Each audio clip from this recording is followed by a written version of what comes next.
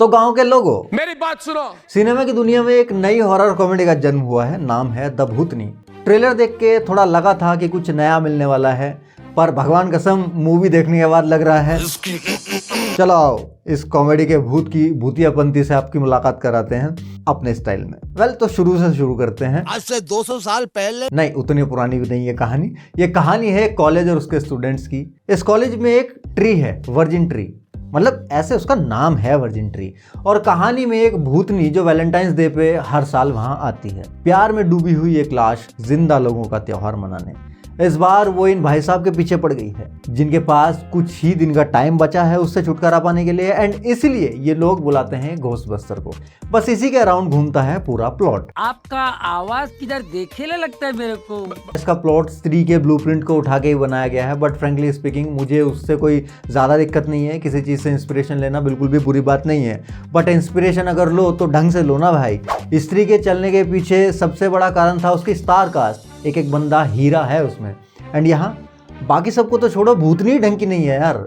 मोनी रॉय को लोगों ने नागिन से पहचाना और ब्रह्मास्त्र में उनको पीक मिला। वहाँ पे उनकी एक्टिंग दिल छू लेने वाली थी, लेकिन यहाँ पे मुझे उनसे कुछ अलग एक्सपेक्टेशंस थी। ब्रह्मास्त्र में जो मिस्टिकल ऑरा था उनके कैरेक्टर का, उसके बाद यहाँ उन्हें देख के लगा था कि शायद किसी ने सस्ते बजट में नागिन बना दिया है। I mean, नागिन से भी सस्ता। मे बी मोनी को लगा होगा कि ये भी VFX हैवी रोल है, जैसे ब्रह्मास्त्र का जुनून था, तभी हामी भरी होगी उन्होंने। लेकिन VFX वाले काम चोर निकले, वजह चाहे जो भी रही हो। नागिन वाले रेफरेंसेस डाल के थोड़ा पॉप कल्चर का मजा डालने की कोशिश की गई है, बट माफ करना यार, ये जोक्स लैंड नहीं किए, फुल क्रैश हो गए। एंड भाई सनी सिंह, भाई आप सोनू के टिटू की सूटी में ही मस्त थे, उसके बाद इनकी एक भी कॉमिक परफॉर्मेंस काम नहीं की है।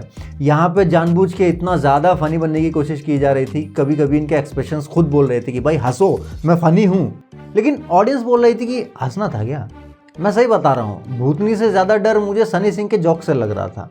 एंड पलक जी का तो सबको पता ही है वो यहाँ क्यों है। I mean, आपकी मम्मी जी हैं ही इतनी टैलेंटेड, क्या ही कर सकते हैं। काश थोड़ा टैलेंट बेटी को भी दे दिया होता।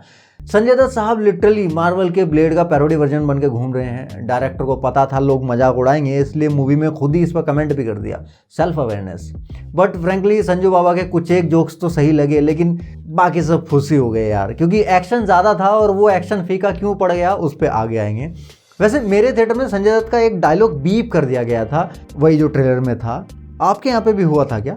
कमेंट्स में बताना। वेल मुझे किसी के मुंह से अगर जोक अच्छे लगे तो वो थे पंचायत के मेहमान, जो कि अपनी ईमानदारी से यहाँ पे भी थोड़े से चमके, जितना भी उनके हिस्से में आया। या फिर मे भी हो सकता है कि पंचायत की यादों की वजह से मुझे आसिफ खान का काम ज़्यादा ठीक लगा हो। मूवी के कुछ एक टेक्निकल पहलुओं की बात करें तो मूवी में डेलिबरेटली एक नियोन थीम डाली गई है, जो थियोरेटिकली तो अच्छी लगती है ऑन पेपर, बट प्रैक्टिकली नहीं, क्योंकि इसके चक्कर में VFX और भी हल्केपन का शिकार हो गए हैं। एंड उस चक्कर में एक्शन की ऐसी की तैसी हो गई है। नियोन की वजह से सीन बहुत ही कार्टूनिश लग रहे थे। माना क्रिएटिव एफर्ट किया गया है, पर जब टेक्निकल टीम इतना कमजोर हो और विजन इतना हैवी हो तो आउटपुट ऐसा ही आएगा ना भाई। बात करें अगर डायरेक्शन की, तो डायरेक्टर साहब सिद्धांत सचदेव की ये शायद पहली फिल्म है। इसके पहले म्यूजिक वीडियोस और गहराइयाँ जैसी मिनी वेब सीरीज बना चुके हैं वो, जिसमें हॉरर का टच था। फिर उन्होंने सोचा होगा कि हॉरर का एक्सपीरियंस है तो चलो भाई हॉरर कॉमेडी पे भी हाथ आजमा लेते हैं। ऑफ कोर्स ट्रेंडिंग में है, और क्या पता संजय दत्त को हॉरर कॉमेडी में डाल के नए रिकॉर्ड्स तोड़ दें इस तरीके की तरह। संजू बाबा ने भी सोचा था कि शायद ये भी रिकॉर्ड तोड़ेगी तो मेरे साथ साथ मेरे बैंक बैलेंस का भी कमबैक हो जाएगा। इसी चक्कर में उन्होंने मूवी ही प्रोड्यूस कर ली, लेकिन अफसोस लेने के देने पड़ जाएंगे। हॉरर कॉमेडी बनाते बनाते कॉमेडी हॉरर बन गई है ये। कुल मिला के मूवी का इंटेंशन शायद सही था, बट एग्जीक्यूशन इतना रैंडम हो गया कि हॉरर भी हॉरर नहीं रहा और कॉमेडी में भी हंसी नहीं आई। काश थोड़ा सीरियस ले लिया होता इन्होंने इस कॉमेडी मूवी को, टैलेंट पे ध्यान दिया होता, VFX को रियलिटी जैसा बनाया होता, तो शायद ये स्त्री के आसपास कहीं पे आती, आसपास कहीं आ जाती। वेल तो ये थे मेरे विचार इस फिल्म को लेके। आप बताओ, आपने अगर ये फिल्म देखी है तो क्या आपके मुंह से भी निकला?